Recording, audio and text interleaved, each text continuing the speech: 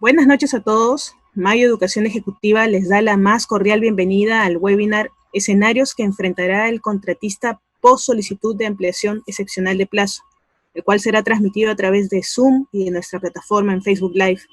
Mientras esperamos hasta que los demás participantes se conecten, les comento que Mayo Educación Ejecutiva viene promoviendo una serie de programas, seminarios y talleres de capacitación continua relacionados a la administración de contratos y construction management. Esto debido a que cuenta con una red de conferencistas nacionales multidisciplinarios que poseen una destacada trayectoria en los sectores de ingeniería, construcción y minería. Además, queremos informarles que este viernes 26 de junio se llevará a cabo la conferencia online Estimación de impactos económicos asociados a la ampliación excepcional de plazo en obras públicas, con la participación del abogado magíster Daniel Tribeño Daza y del ingeniero PMP MBA Alexis Rodríguez Cabanillas. Ahora sí, vamos a dar inicio a nuestro webinar Escenarios que enfrentará el contratista post solicitud de ampliación excepcional de plazo, a cargo precisamente del ingeniero civil Alexis Rodríguez Cabanillas y de la abogada Ana Cristina Velázquez de la Cruz. No olviden dejar sus preguntas en el chat para que nuestros especialistas las respondan al finalizar su ponencia, y de mantener los micrófonos y cámaras apagados para que no se genere algún tipo de distracción. Sin más preámbulo, presentamos a la abogada Ana Cristina Velázquez de la Cruz, abogada, consultora y árbitro con especialidad en contratación pública y derecho de seguros. Cuenta con un Master Certificate en contratación pública orientada a resultados por la Universidad de Canadá, Máster en Derecho de Empresa por la Universidad Peruana de Ciencias Aplicadas, una especialización en Derecho de la Construcción por la UPC y Arbitraje Internacional y de Inversión por la Universidad del Pacífico. Nos acompaña también Alexis Rodríguez Cabanillas, perito CIP, perito REPE, ingeniero civil, cuenta con un MBA en Centrum PUC, así como también un máster en liderazgo en EADA Barcelona, especialista en contratación pública de la UNI, en Derecho de la Construcción por la Universidad Pacífico. Del mismo modo cuenta con certificación internacional PMP, con más de 20 años en gerencia, supervisión y construcción de obras públicas y privadas en Perú y Colombia, desempeñándose en diversas áreas como construcción de edificaciones, saneamiento, obras viales, túneles, presas de relave, plantas industriales y manejo de contratos. Actualmente es gerente de Rodríguez Consulting SAC y asesor técnico y estratégico de obras públicas y privadas. Ahora sí, procederé a darle la palabra a nuestros especialistas. Estimados amigos, estimados colegas, muy buenas noches. Como todos sabemos, las condiciones del entorno han cambiado. Recordemos cuando revisábamos hace algunos años los libros de gestión de riesgos y nos decían sobre estar preparados y estar simulando algunos escenarios futuros. Pues bien, resulta que ese escenario futuro está aquí en el presente, en este momento, y tenemos que gestionar las situaciones que se están presentando, ¿sí? ¿Para qué? ¿Para dejarnos llevar o para manejarlo con éxito? Pues bien, identifiquemos algunas situaciones, compartamos algunos conceptos y enfoquémonos en tener éxito en esta suerte de participar en la reactivación nacional. Por favor, doctora, adelante. Gracias, Alexis. Buenas noches con todos. Quiero agradecer a Mayo Educación Ejecutiva por la invitación y creo que el momento es oportuno, dado el contexto actual efectivamente y el momento en el que nos encontramos luego de que se han habilitado algunos plazos para la presentación de esta solicitud de ampliación excepcional de plazo. Si me permites, por favor, pasemos a la siguiente. Gracias. Aquí tenemos que hacer una serie de precisiones respecto al marco normativo. ¿Y por qué es necesario? Todos sabemos que el Decreto Legislativo 1486 se ha dictado en virtud a la habilitación de facultades especiales que otorgó el Poder Legislativo al Poder Ejecutivo para poder reactivar la economía. Esta norma se dicta el 10 de mayo y establece dos puntos importantes en su segunda disposición complementaria transitoria. La primera, que se tiene que reactivar la contratación y la inversión pública, y que el inicio de esta activación, dice, se va a dar en dos momentos. El primero, cuando concluye la inmovilización, que todavía no ha concluido, nos vamos al segundo momento, o cuando se brinde el inicio dispuesto por una autoridad competente para la reanudación de las actividades. entiéndase dentro de un ámbito geográfico específico. Ello es importante, ¿por qué? Porque en virtud de este decreto legislativo, OCE regula 3 momentos, 3 procedimientos vinculados a los alcances económicos de la reactivación, reconocimiento de costos, adelantos y nuevas medidas que se van a implementar durante la ejecución misma de la obra. Pero no es hasta el Decreto Supremo 101/2020 que emite PCM el 4 de junio que se dice se inicia el cómputo del plazo para la reactivación de obras públicas. Y este inicio es a nivel nacional, porque entiéndase que no hubo una disposición en ese momento que señalaba lo contrario. Pero este Decreto Supremo también señaló un punto muy importante y que debemos tomar en cuenta, que se señaló que no se podrían emitir nuevos protocolos sectoriales, ni regionales, ni locales. ¿Y por qué era importante esta precisión? Porque hasta ese momento ya se habían emitido 2 protocolos vinculantes, tanto para el sector vivienda como para el sector transportes y comunicaciones. Esos protocolos se dictaron en forma previa a esta prohibición expresa señalada en el Decreto Supremo, por lo tanto son los que se encuentran vigentes a la fecha. Sin embargo, después del Decreto Supremo 101/2020 no se podrán emitir nuevos protocolos sectoriales, sobre todo regionales ni locales. Efectivamente, luego del 4 de junio, a partir del 5 se inició el plazo general para la presentación de la solicitud excepcional de plazo. Sin embargo, el día 7 de junio sale un nuevo Decreto Supremo que señala que este inicio no aplicará para aquellas zonas urbanas y provincias que están vinculadas a zonas de riesgo. ¿Y cuáles son estas zonas? Tumbes, Piura, Lambayeque, La Libertad, Loreto, Ucayali, Ica y las provincias del Santa, Guarmey y Casma. Esta excepción de zonas de riesgo, dice, será dispuesta en su momento por una resolución ministerial. Entonces, estamos frente a 2 plazos, uno general, vinculado a aquellas zonas que no son consideradas de riesgo, y en las zonas de riesgo, la resolución ministerial del sector activará el plazo. La siguiente, por favor. ¿Cuáles son estas resoluciones ministeriales que se han venido emitiendo? Ya ha emitido Vivienda una resolución el 9 de junio. Entonces, en estas zonas de riesgo, a partir de todos los proyectos que administra Vivienda, su plazo de inicio para la presentación de ampliación excepcional de plazo es el 9 de junio. Minedu también ha emitido su protocolo, su resolución ministerial sectorial el 14 de junio. El Ministerio de Transportes también ha emitido una resolución el 16 de junio vinculado a servicios de comunicaciones y provisión de infraestructura. Y el día de hoy, Reconstrucción con Cambios a través de PCM también ha emitido una resolución ministerial, la 135/2020, por lo tanto, el plazo de reactivación para la presentación de esas solicitudes empieza a contabilizarse a partir del día de hoy. La siguiente, por favor. Realizadas estas precisiones, nos encontramos en 2 escenarios. Quienes ya cumplieron con la presentación de su solicitud de ampliación excepcional de plazo, que venció de acuerdo al Decreto Supremo 101/2020 el pasado 19 de junio, y aquellos que aún están en el proceso de elaboración en cumplimiento del plazo que otorga la norma. Entonces, a la fecha estamos a 5 días de que se ha presentado la solicitud a la entidad y esta se encuentra en pleno proceso de evaluación. ¿Qué es lo que está evaluando? Aquellos documentos que se señalaron expresamente debían presentarse en el literal A del Decreto Legislativo 1486. La siguiente, por favor. ¿Qué es lo que podría estar revisando actualmente la entidad?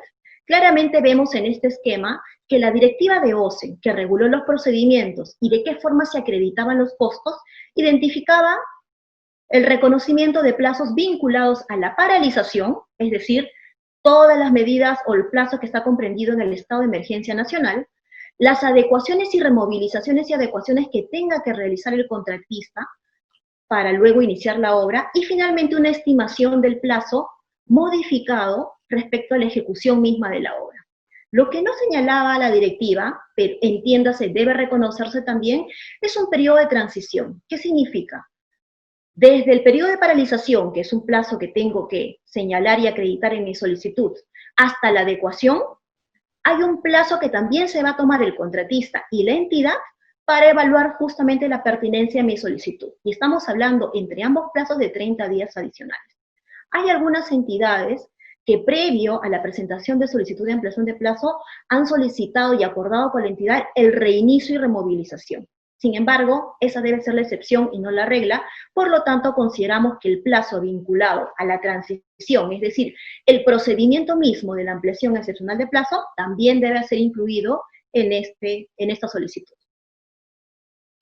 Tengamos en cuenta, y seguramente lo vamos a ver más adelante con Alexis, que la acreditación de los costos que se iban a reconocer estaban vinculados directamente a aquellos que se ofertaron antes de iniciar el contrato, es decir, con la oferta que yo me adjudiqué el contrato de ejecución de obra. Adelante, por favor, Alexis. Entonces, nos encontramos en los siguientes escenarios. Y esto es muy importante establecer, porque si yo me encuentro en un escenario en el que no he presentado mi solicitud de ampliación de plazo, la directiva señala expresamente que podré presentarlo extemporáneamente, es decir, después del 19 de junio, pero cada día adicional que me demore en la presentación, me aplicarán una penalidad por mora, por cada día de demora en que yo presente esta solicitud de ampliación excepcional de plazo. Y es importante en este punto tomar en cuenta dos escenarios. Si no presento mi solicitud, estaría acumulando mora vinculada al incumplimiento de obligaciones, porque así lo estableció la directiva, y tendré que tener en cuenta este porcentaje máximo de acumulación de penalidad por mora que me vincula a cualquier incumplimiento contractual. ¿Sí? Si yo tenía en un escenario anterior a la paralización aplicación de penalidades vinculadas a mora, deberé establecer exclusivamente cuál es mi porcentaje para llevar mi control y no caer en un supuesto de resolución contractual. ¿Qué pasa con aquellos que sí presentaron la solicitud de ampliación excepcional de plazo? La directiva también señala, en este sentido, que la entidad tiene que evaluarlo dentro de los 15 días siguientes a su presentación. Y este plazo se puede cumplir como máximo el día 4 de julio o la entidad pronunciarse en forma previa. Se puede pronunciar observando mi solicitud. ¿De qué forma? Porque algún documento exigible en el decreto legislativo no se haya adjuntado a mi solicitud de ampliación excepcional de plazo. Por ejemplo, si bien es cierto la directiva de OCE ha establecido cuáles son las formas de acreditación de plazo y costos, el decreto legislativo fue claro al establecer que estos documentos que se presentaban en la solicitud también deberían incluir aquella propuesta de reemplazo de personal clave y, adicionalmente, mi plan de seguridad y salud.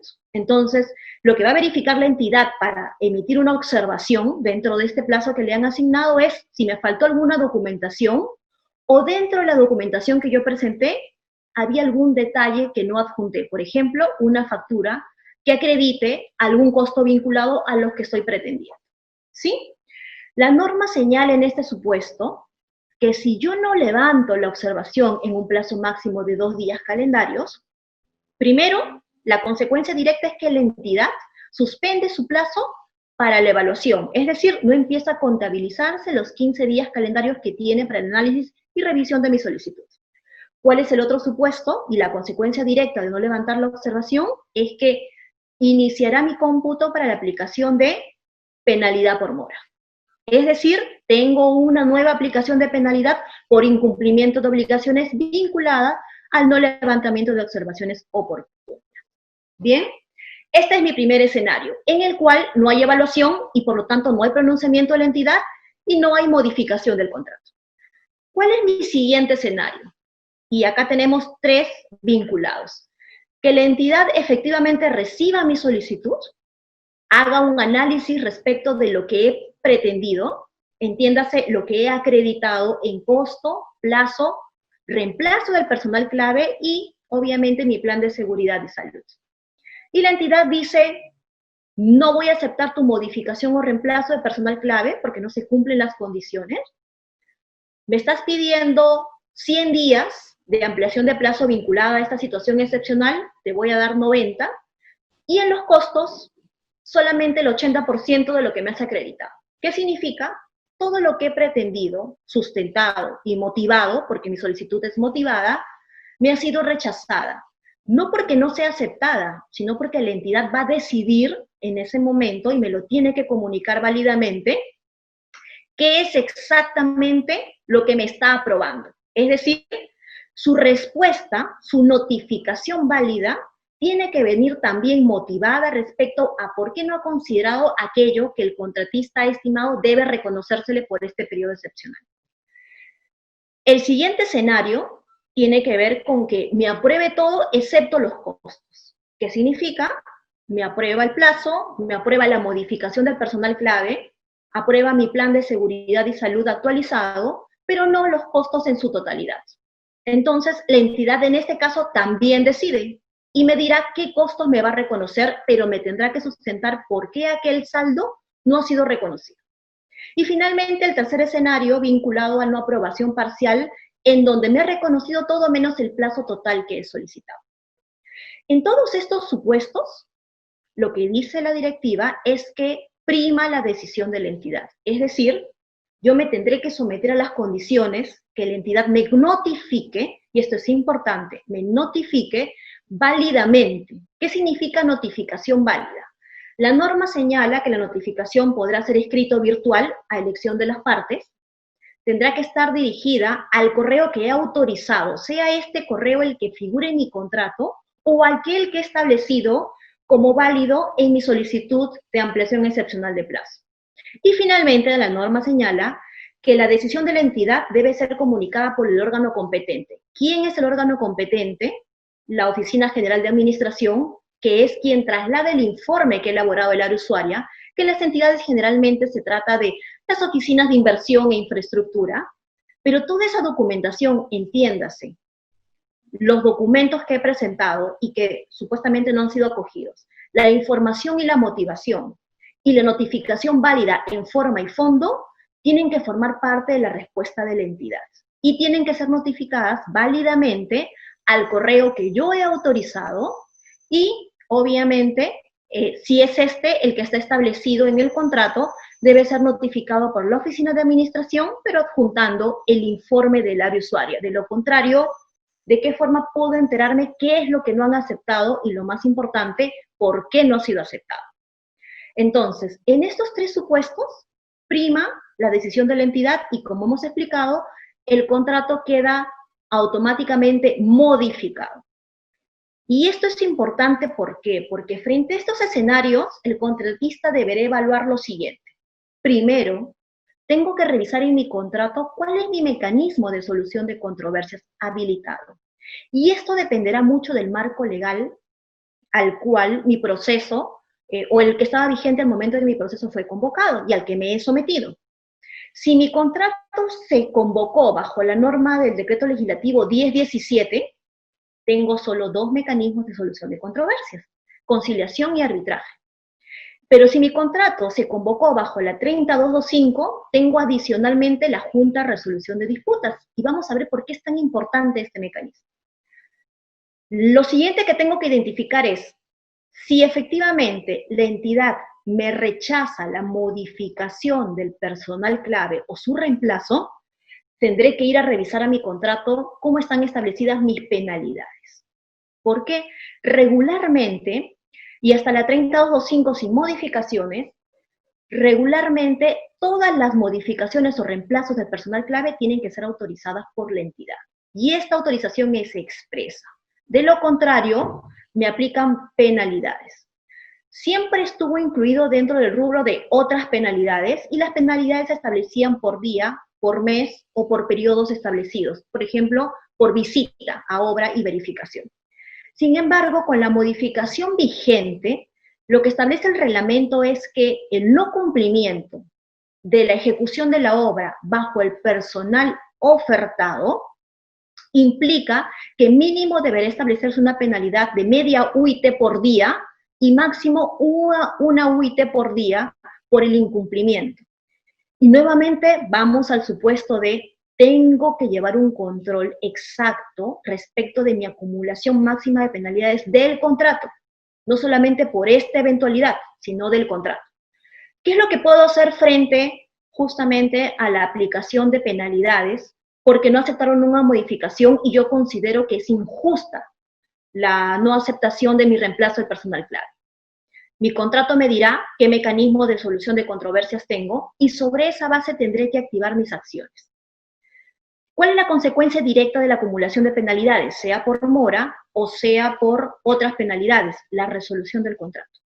Si llegamos a ese extremo, el plazo de caducidad para oponerme a esa resolución porque la considero en el fondo injusta es de 30 días hábiles con la 3225 y 15 días hábiles con el 1017. Y es muy importante revisar los plazos de caducidad porque si bien es cierto hemos escuchado que cualquier modificación que altere este tipo de situación de COVID en la ejecución misma del contrato podrá ser revisada, pero de ninguna forma la directiva puede o podría modificar los plazos de caducidad que están establecidos en la ley de contrataciones del Estado, que es la que está vigente y que forma parte del marco legal de todo el desarrollo de este procedimiento ad hoc para ampliación excepcional de plazo. Entonces, tenemos que verificar de todas maneras cuáles son nuestros plazos de caducidad y evaluar efectivamente un impacto respecto a la continuidad y ejecución de la obra en los términos propuestos. ¿Qué pasa si me observa el plazo vinculado a la ampliación excepcional de plazo? La norma también me dice que mis plazos de caducidad para oponerme a una decisión de la entidad vinculada al plazo que no me otorgó, también es de 30 días. Entiéndase, 30 días desde que me notifica válidamente la decisión, y en el 1017 es de 15 días hábiles, ¿sí? Por eso es importante conocer mi marco contractual, mis mecanismos y cuáles son mis plazos de caducidad. Si yo dejo pasar estos plazos, estoy consintiendo la decisión de la entidad y esta queda firme. No hay otro mecanismo para poder volver a discutir estas decisiones. ¿Qué pasa si la entidad lo que me observa finalmente no es ni el plazo ni el reemplazo del personal clave, sino los costos vinculados a la ampliación de plazo? Lo que me dice la norma es que si me observa o no acoge mi propuesta respecto del plazo, perdón, de los costos vinculados a la ampliación de plazo, podré someterlo, si tengo el mecanismo activado, a Junta de Resolución de Disputas. Y la Junta de Resolución de Disputas es un mecanismo ágil, técnico, y que viene funcionando muy bien en obras de gran envergadura. Y la pregunta es, ¿y si no tengo ese mecanismo en mi contrato? El reglamento vigente de la norma, el 243.4, que es el artículo específico, señala que la modificación del contrato también puede involucrar la posibilidad de incorporar la Junta de Resolución de Disputas. Aún así, esta no se haya pactado al inicio del contrato, entiéndase en el convenio arbitral. Y esto es muy importante porque ya ha sido recogido de esta forma en una opinión que ha emitido OCE este año, la 014-2020, tratando de viabilizar la aplicación de este mecanismo, que luego se volvió obligatorio para obras mayores a 40 millones, pero que le permite a aquellos proyectos importantes de obra, iguales o superiores a 5 millones y menores a 40, incorporar o modificar el mecanismo de solución de controversias, aún así no se haya establecido al inicio o desde la suscripción del contrato. Y todo el mundo dice regularmente, pero es muy costosa la Junta de Resolución de Disputas. En realidad no es así. Es un mecanismo eficiente y no solamente ha demostrado que funciona, sino que para este tipo de obras, entre 5 y 40 millones, el reglamento también dispone que solamente pueda designarse un adjudicador. Entiéndase, un titular que es ingeniero o arquitecto y que tiene conocimientos amplios respecto de ejecución de obra. Entonces, de esa forma se reducirían definitivamente los costos, pero el escenario de eficiencia y de continuidad del proyecto estaría garantizado. Si no tenemos el mecanismo de Junta de Resolución de Disputas y adicionalmente solo tenemos los mecanismos de conciliación y arbitraje, los invitaría a pensar primero en la conciliación. ¿Por qué? Porque la conciliación me va a permitir que el contratista presente una propuesta conciliatoria motivada respecto de por qué no está de acuerdo con la decisión de la entidad y que ésta pueda ser revisada y, nuevamente, una segunda revisión motivada se me comunique que la única vía que tiene la entidad, porque tiene razón y está demostrado técnica y jurídicamente, es la del arbitraje, que sería el último mecanismo al que podríamos recurrir si no estamos de acuerdo efectivamente con una decisión de la entidad. En todos estos casos, estamos advirtiendo que la decisión de la entidad es la que prima, pero no significa que si veo afectados mis intereses o veo afectada la continuidad en el tiempo de la ejecución misma de la obra, no pueda presentar algún tipo de reclamo vinculado a los mecanismos o incorporar aquel otro que la ley me habilita, como por ejemplo el de la Junta de Resolución de Disputas. Hay dos escenarios más que podrían presentarse: que la entidad no me notifique válidamente dentro del plazo. ¿Qué significa? Que la notificación no me llega a un correo que he habilitado o he aprobado, o que esta no se realiza a través de la Oficina de Gerencia de Administración, que es la que me tiene que notificar conjuntamente con el informe del área usuaria. ¿Qué tengo que hacer? La norma dice que aproximadamente en ese momento yo ya tengo mi aprobación tácita a todos los planteamientos que como contratista he realizado en mi solicitud de ampliación excepcional de plazo. Pero ¿qué es lo que tengo que hacer diligentemente? La recomendación es, la norma señala que tengo el reconocimiento del planteamiento, pero sin embargo, lo ideal sería que igual envíen una comunicación formal a la entidad señalando que habiéndose cumplido el plazo, no habiendo sido notificado válidamente la respuesta de la entidad, se iniciará el proceso de removilización, que es la etapa que continúa luego de la ampliación o la aceptación de la solicitud de ampliación excepcional de plazo, para continuar con lo planificado y estimado luego de culminar la removilización para poder iniciar la ejecución misma de la obra. Entonces, no quedemos en el hecho de que no nos han notificado. Creo que diligentemente el contratista debería enviar una comunicación dejando claro que las condiciones han sido aceptadas por la notificación válida de acuerdo a su planteamiento inicial. Y la última, que sería el escenario ideal, sería que la entidad me comunique válidamente la aceptación total de lo que he planteado inicialmente en mi solicitud de ampliación excepcional de plazo. Quiero terminar esta parte de aquí señalando que este procedimiento ad hoc es un procedimiento excepcional, pero sobre todo es una oportunidad. Y una oportunidad en la que todos, trabajando colaborativamente, podemos lograr objetivos en beneficio de la finalidad pública, que se ve reflejada en construcción de hospitales, carreteras, colegios y toda aquella infraestructura que necesita el país para salir adelante. Creo que aquí hay un papel fundamental que debe cumplir la Contraloría General de la República, porque debemos entender que este decreto legislativo y la reactivación de los escenarios económicos para la obra pública se han dado en virtud a la delegación de facultades que permiten justamente al gobierno activar mecanismos de reactivación que han sido afectados en virtud al COVID. Y ello está relacionado directamente con las facultades que le han asignado a la Contraloría para un control simultáneo de todos estos proyectos que involucren mayores recursos públicos. Creo que es la oportunidad, todos tenemos que aprovecharla, pero sobre todo ser solidarios, conscientes y colaborativos de que esta oportunidad no se nos puede pasar a todos. Alexis, ¿continuamos? ¿Qué hacer para mitigar el riesgo de una desaprobación, de un rechazo? Pues los amigos, los colegas, ingeniería civil, arquitectura, constructores, pensamos, ¿no? ¿Qué aplicamos, ¿no? Para hacer una correcta identificación de todos los impactos sin pasarme de un límite de razonabilidad. Entonces echamos mano de herramientas como teoría de proyectos, teoría de probabilidades, y de ello qué tópicos son aplicables. Hablamos también de gestión de factores claves. ¿Podríamos controlar todos los factores? Yo creo que no. Yo creo que tendríamos que aplicar un esquema de Pareto. Recordemos que el 20% de nuestro esfuerzo puede significar y redundar en el 80% de los resultados. Entonces, si no podemos utilizar todos los vectores para administrar estos escenarios, pues concentrémonos en lo importante. Y con ello vamos a lograr la mitigación de impactos negativos. Recordemos que hay impactos positivos y también hay impactos negativos. Un impacto positivo lo podemos aprovechar en nuestro favor. Minimicemos el impacto negativo, por favor. Esta lámina ha estado referida 2 láminas atrás y se está exponiendo para poder hacer unas precisiones que es conveniente poner.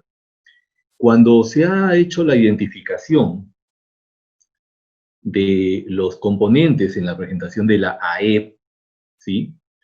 Encontramos en las preguntas y respuestas alguna confusión en lo que respecta a la identificación de los plazos y la identificación de los costos, ¿sí? Entonces, por favor, estimados amigos, dejamos claro que la identificación de los plazos estaba relacionada al ítem 6.2 de la norma, ¿ok? Y además, la identificación de los costos que iban en la AEP, que ya se presentaron, ¿sí? Para algunos departamentos, excepto los departamentos y zonas que la doctora ha mencionado, ¿no? Los amigos de Piura, Tumbes, Ica, ¿sí? La Libertad, algunas zonas de Anca, chiquitos, ok. Pero los demás ya tienen un plazo corriendo.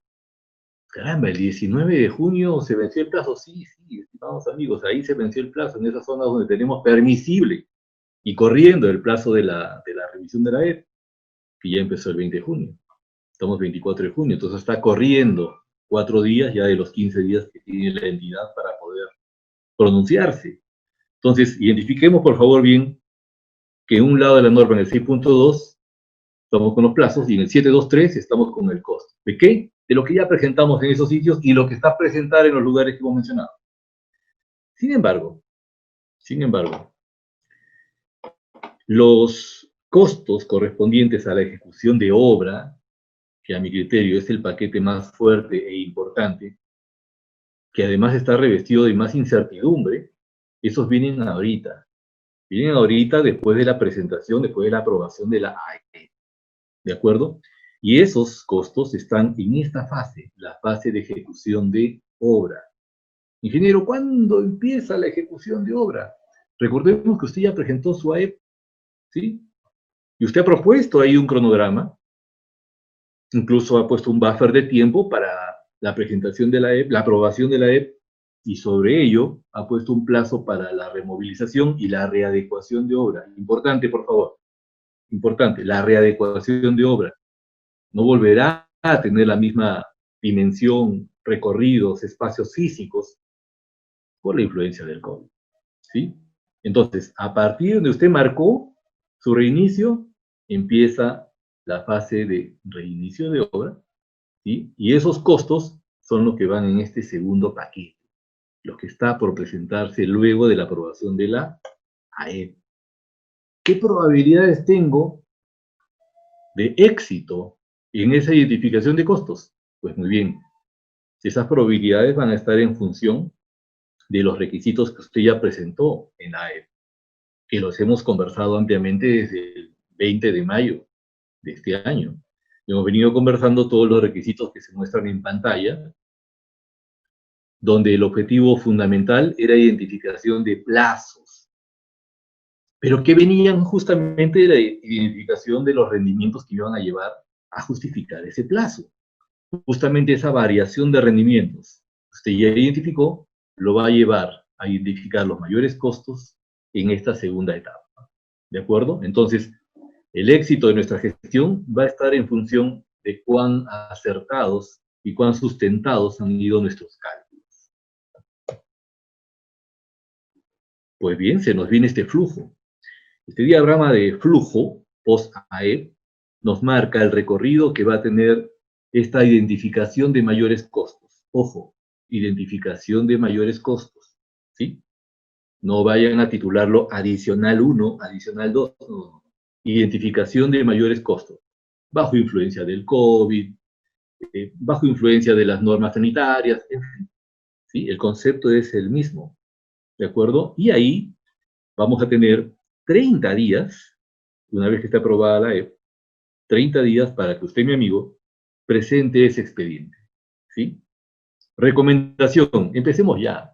Si ya tenemos elementos pre-identificados, empecemos ya, no esperemos el último momento para ello, ¿sí? Si podemos presentar en el día 10, pues en buena hora, en buena hora. Luego de ello, una vez que se haya presentado, la entidad podría decir si es que el expediente está completo, si es que le falta una sustentación, pero a diferencia de antes, en esta oportunidad tendría que ser explícita la respuesta de la entidad para decirme si un componente está faltando. Supongamos que esto se revisa, pasa y va a la aprobación.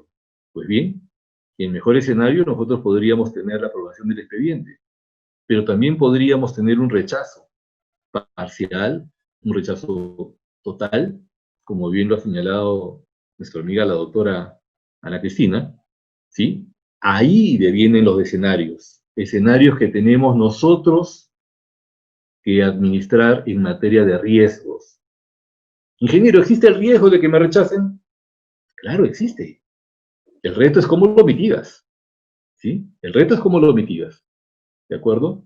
Y ello me conlleva a sincerar mis posiciones, a rediseñar mis procesos en obra. ¿Me permite restablecer parámetros para optimizar mis costos y no volar? Pues claro que sí, mi amigo. Nos toca ser razonables, redimensionar nuestros procesos, de tal manera que podamos calzar con una aprobación y mitigar el impacto de rechazo. Fíjense que la norma, aunque no lo haya establecido así, ha planteado algunos aspectos de mitigación de riesgos, sin haberlo titulado así. En el tema de los adelantos, como ustedes saben, el adelanto en efectivo estaba limitado al 10%, antes que era 20%, ¿sí? Y este recorte del 10% en esta oportunidad se está yendo al 15%. ¿Eso me está mitigando algunos riesgos económicos? Claro que sí, me está ayudando en el apalancamiento financiero. Igual suerte está corriendo el tema de los adelantos de materiales, que de 40 que era antes, ahora está en 20, pero se da la posibilidad de que sea hasta 25%. ¿Será inteligente en materia de riesgos poder aprovechar esos apalancamientos, esas facilidades financieras que nos dan? Pues evidentemente la respuesta es sí. Además de eso, se está explicitando el tema de los pagos. ¿Quién no recuerda el dolor de cabeza que representan los pagos de la maldición? Cuando en muchos ratos dicen, sí, le voy a pagar a 15 días o un mes de la fecha que usted me presente. Dice, cada norma, que bueno, en buena hora está diciendo, no señor. Esto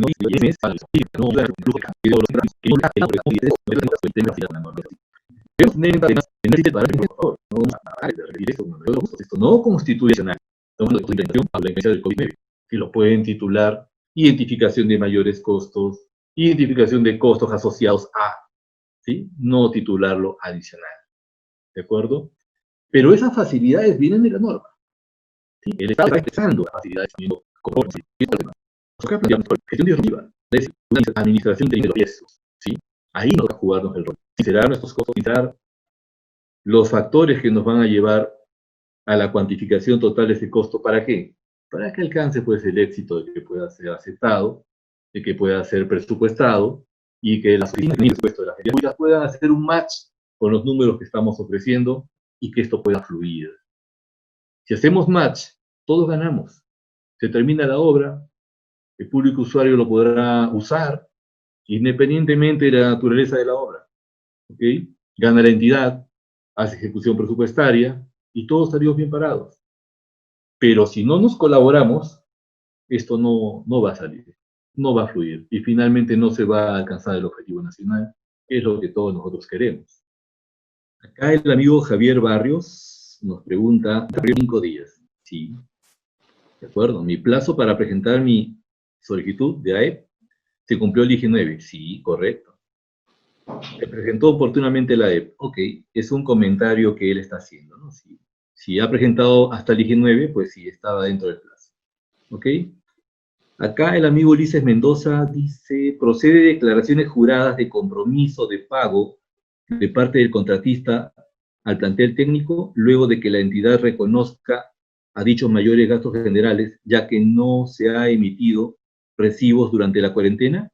Doctora, desde mi punto de vista técnico, donde todo lo que he encontrado, han habido empresas, ¿sí?, que tienen recibos pendientes de pago. O sea, la norma no establece que los documentos tengan que estar pagados, ¿eh? Por si acaso.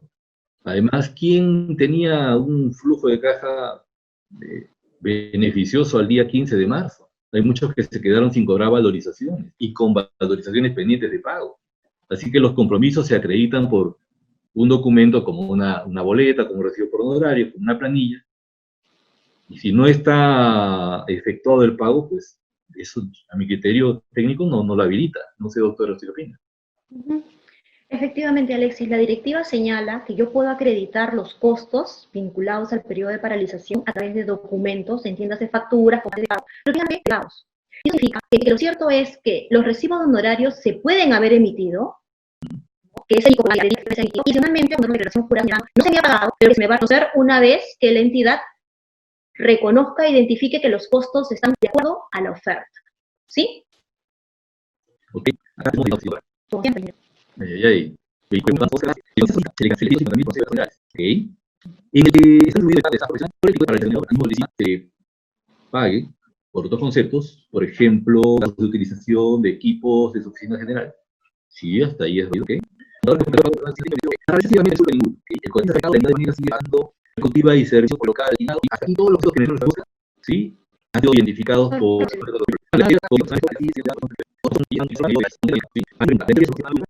a menos que hayan tenido la suerte perfecta. Sin embargo, va a validar que han contratación perfecta. Un presidente no creo que se someta a esa regla. Por lo tanto, si hay un devengado atendible, pues sí, va a lograr. Porque lo que busca aquí justamente es brindarle la continuidad en la ejecución con un personal especializado y que yo he unido, con el que me he comprometido a la ejecución total de la obra. Entonces, hay que expandir, obviamente, al personal clave, siempre y cuando este haya estado programado durante todo el periodo de la paralización. Eso es bien importante y eso tiene que estar acreditado, obviamente, de acuerdo a los cronogramas que se han presentado y de acuerdo a la oferta que ya involucraba momentos y etapas principales para cada uno de ellos. Claro, estamos de acuerdo. Acá nuestro amigo Javier Barrios dice, la entidad no ha presentado observaciones. Ok, todavía en el tiempo, ¿verdad? Uno puede observar y en caso como quedaría un plazo. Sí, no tienen 15 días que para se va a pasar. Claro, dice dos, dice la cotización de los insumos de acción y de revisión. Claro, no hemos hecho revisión, no hemos hecho información o hemos estimaciones, porque no lo todavía. Eso es lo que digo antes de la no sé, doctora, ¿no? Sí, porque lo que tengo que dar justamente es lo que me va a costar realizar la removilización. Como señalé al principio, hay entidades que sí han pactado con el reinicio, la removilización previa a la presentación de la declaración. Son todos los pagos que posteriormente presentarán en su solicitud. Incluso es bueno acotar que una cosa que ahora a la reacción, porque ahí se van a dedicar a tratar terrenos de campo. ¿Okay? Acá Sofía Paredes, nuestra amiga Sofía Paredes, dice, el contratista está explicando, ¿no? Adelanto directo. A ver, no es que de nuevo solicite adelanto directo, es que puede solicitar, ya el 5% más 15 puede solicitar. La orden de 18 días ejecutándose, su primera solicitud fue de Orlando. No sería corresponde darle el minuto, correspondería el 5% de incremento de la norma. Sí, por eso no habilitado, que inclusive en los casos que no se ha pactado adelanto, un 20%. Más aún en los casos que ya ha pactado el sector general. Así es. No presente el 10%. ¿Sí? ¿Puedo presentar el 5%? Sí. Puede presentar el 5%. Sí. Lo que hablamos de la mitigación. La contratista está obligada a elaborar las partidas en controversia de la norma. Se puede generar su evaluación si no ejecuta las normas. Ok, en mi opinión, sí, doctora, técnicamente pues eso lo avala la norma. Tendría que acatar y hacerlo, sí, evaluar si a futuro se va a controversia o activar otro mecanismo. ¿Ok? Correcto. Alexis, hay algunas preguntas. Por favor, adelante, doctora. Me pregunta Manuel, la atención de si estos costos fiscales están de evaluación, se sustentan conjuntamente con solicitud de ampliación excepcional de plazo. Así lo establece la norma. Que son costos que directamente son en los que tú has incurrido, porque están vinculados directamente a la paralización. Entonces, no es después de la solicitud de ampliación de plazo, sino forma parte de los documentos que van a evaluar y van a exigir para analizar tu pedido de ampliación de plazo. Ahí conviene revisar, ¿por qué no? Revisemos nuevamente el ítem 7 de la norma, ¿ok? Dejemos claros que en la AEP, ¿sí? Habían 3 paquetitos bien identificados de costos. El costo, gasto general es el costo directo, del periodo de paralización, ¿sí? Primero. Segundo, esos costos que les ha irrogado el expediente de la AEP, el expediente de prevención y control de seguridad, también lo puede mapear, ¿sí? Y además los costos que están asociados a la removilización del personal, a la readecuación de los espacios. Como dijimos en oportunidades anteriores, los comedores no van a ser los mismos Los almacenes probablemente no van a ser los mismos, ¿de acuerdo? Esos 3 paquetitos iban ahorita en la app. Obviamente los departamentos que todavía no se ha iniciado el plazo, pues tienen la oportunidad de hacerlo. Pero eso está acá, antes de la app, ¿sí? Antes para la presentación de la app. Luego, post-AEP, vienen los costos directos y gastos generales asociados a la ejecución de la obra, el plato fuerte. ¿Sí? Así que, por favor, dejemos claro esos 2 ámbitos. ¿Ok, doctora? Sí, gracias, Alexis. Sí, acá hay otra pregunta vinculada también. ¿El pago del personal durante la paralización será reconocida por la entidad? Sí, efectivamente, es lo que ya hemos señalado y la norma lo señala también expresamente. Pero la pregunta viene vinculada, ¿la utilidad será reconocida? Entiendo, vinculada al periodo de paralización. La norma no ha sido clara y no ha señalado el concepto de utilidad dentro de los costos que se va a reconocer vinculados a la etapa de paralización, ¿sí? Lo cierto es que en cada costo que se acredite de acuerdo a la oferta, en algunos supuestos sí efectivamente hay una utilidad que formaba parte de la estructura de costos. Y seguramente en el sustento que se presente en la solicitud de ampliación excepcional de plazo, se podrá acreditar que guardan relación directa con aquella oferta que se brindó y sobre la cual se está calculando este reconocimiento. ¿Tiene otra pregunta, doctora? Nilton César Maita señala, estando la obra en suspensión por motivo de lluvias, sin fecha exacta de término, el gobierno declara el estado de emergencia nacional por el COVID. La pregunta es, ¿a partir de qué fecha se debe considerar el plazo de paralización? Tenemos que entender que una suspensión por motivo de lluvias tiene una fecha de inicio y que probablemente las condiciones de lluvia en la zona aún no se hayan levantado. Entonces tenemos 2 periodos superpuestos probablemente. Pero si se ha pactado la suspensión, sea el motivo que fuere, sea climatológico o porque así lo pactaron las partes, lo cierto es que la norma dice podrán revisar, pero son 2 periodos que tienen un origen distinto. Uno es la suspensión vinculada a la lluvia y luego viene el periodo de paralización en virtud a la situación de emergencia nacional. Entonces, la recomendación sería ahí, primero, revisar las condiciones de la suspensión y si están vinculadas directamente a la lluvia en las zonas, probablemente esta situación aún no ha concluido. Significa que, de no haber concluido, la suspensión continúa en vigencia y solamente se podría dejar sin efecto si existe un acuerdo entre la entidad y el contratista. Si la época de lluvia hubiera concluido ya, entiéndase, el hecho generador concluyó, el periodo restante sí podría solicitarse a través de una ampliación excepcional de plazo. En la pregunta anterior, estimada Ana Cristina, hay un detalle. Yo creo que valdría la pena que se dé una suerte de pronunciamiento en relación a las utilidades para ordenar el tema de la identificación de los costos. Un